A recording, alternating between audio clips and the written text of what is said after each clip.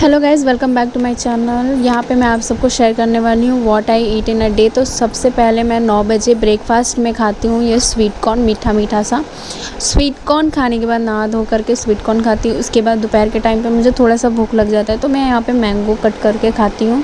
और गर्मियों के टाइम में किन किन को मैंगो खाना पसंद है मुझे कमेंट करके ज़रूर बताएँ। फिर उसके बाद मैं अपना लंच करती हूँ, जो करके आप देख सकते हैं चावल है, दही है। फिर उसके बाद शाम के टाइम पे मुझे कुछ मीठा खाने का मन करता है तो मैं अपने भाई से बोल कर के चॉकलेट मंगाती हूँ। फिर यहाँ पे मैंने चॉकलेट खाया है, किट कैट।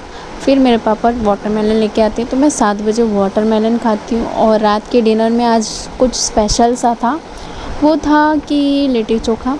तो वो मैंने खुद बनाया था और मुझे बहुत ज़्यादा पसंद भी है खाना, तो मैंने लिट्टी चोखा खाया था लास्ट के डिनर में। ये वीडियो यहीं पे ख़त्म होती है। मेरे वीडियो पसंद आए तो लाइक शेयर सब्सक्राइब ज़रूर करके जाना। Bye bye guys, love you all.